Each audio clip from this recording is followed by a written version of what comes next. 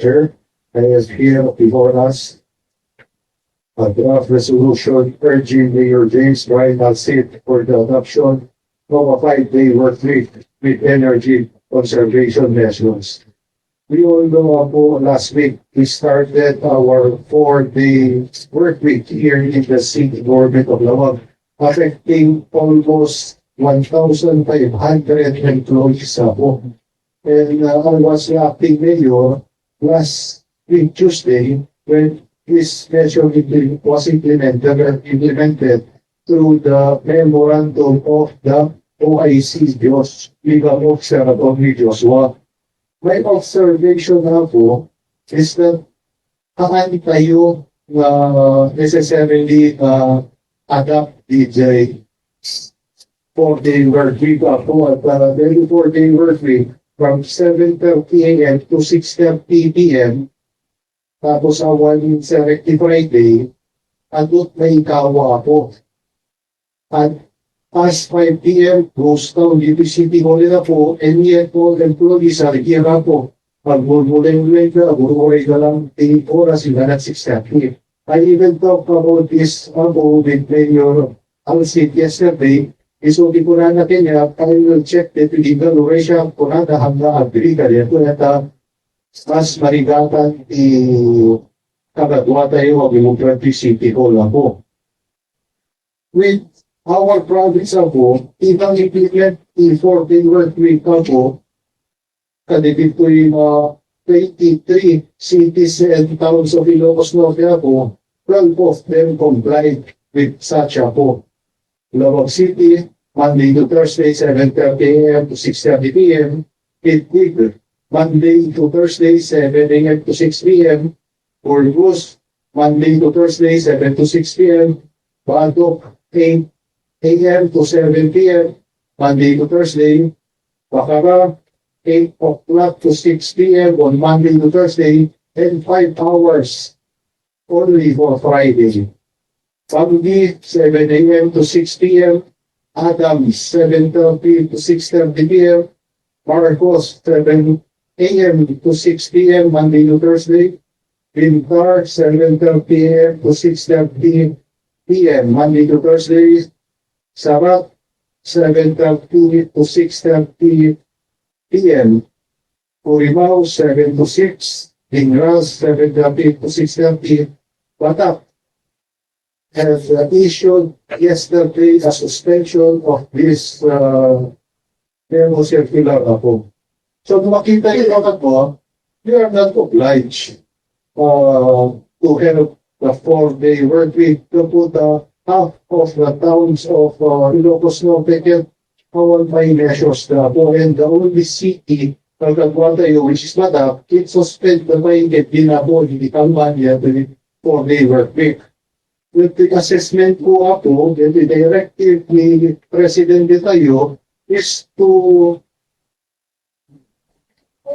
fix our energy problem ako, to conserve how we could conserve with the current oil prices ako. So nai-recommend na DJ ako, if you may see ako, the phrase government agency and instrumentalities, it does not say LGUs ako. Awan, kumbaga, i-gender ko niya po Presidente na tayo nga LGU, i-comply ka dito, yata, DPWH ako, Monday to Friday na, 8 to 5 p.m., tapos work from home that Friday. So, kanya-kanya adjustment, work ako in their localities. And if I may read the said resolution, Mr. Chair, it goes like this. The Office of the President issued Memorandum Circular Number 114 on March 6, 2026, directing the adoption of energy conservation protocols and flexible work arrangements in government in light of continuing volatility in global energy markets and the resulting rise in fuel costs. Such policy seeks to reduce electricity and fuel consumption in government operation while ensuring the continuity of public service. The civic government of Laoag has demonstrated by its initial adoption of a compressed 4-day work week through Memorandum 163 from 7:30 a.m. to 6:30 p.m. on March 9 to 12, 2026 in response to the national call and affirms that such measure may be complemented by practical and enforceable conservation initiatives. Upon assessment of service delivery requirement and the need to ensure continued accessibility of government services to constituents, the maintenance of a 5-day work week does not diminish its commitment to energy conservation, especially for in-person transaction on Fridays. The city government likewise recognizes that whenever feasible and practical, the use of public transportation for official out-of-town travel may help reduce fuel consumption, operating costs, and carbon emissions, subject to existing auditing, budgeting, and administrative rules. Pursuant to Republic Act 7160, the local government unit are vested with the power and authority to exercise genuine and meaningful local autonomy, including the adoption of policies and measures necessary to ensure efficient delivery of public service and the promotion of the general welfare of their constituents. It is all resolved as it is hereby resolved at Sangguniang Panlungsod to express support for the energy conservation, that the city government of Laoag is advised to maintain a 5-day work week order to ensure the uninterrupted and accessible delivery of public service to its constituents, that the city department and offices are hereby advised to observe and implement energy conservation measures, including number 1, switching off lights, office equipment, and other electrical devices after office hours. Number 2, regulating the use of air conditioning units in accordance with energy saving protocols to be prescribed by the public office. Number 3, enabling sleep mode, power saving mode, or similar settings of all computers and electronic equipment. And lastly, adopting fuel efficient and cost-effective travel practice for official functions, including the use of public transportation whenever feasible, practical, and allowed under applicable rules and regulations.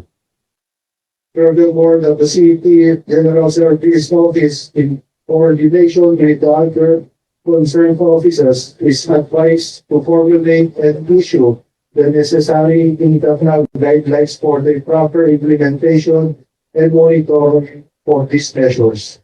So, makita yung pangalawa, then we get resolution that we will asking the mayor mabalik na may isubli sa 5-day period ako kapunta ka at one employee si Pisito, marigatan na representary ako. Directed the Presidente ako na to conserve energy, we could do it on the 5-day work period ako, may lesson tayo din to use the air conditioning. Kung makita yung nagtapo, naka-elected pandemic dinata at the settings na ako tayong naka-24, then we are conducting the policy and the Presidente tayo kaya nga po Mayor ako.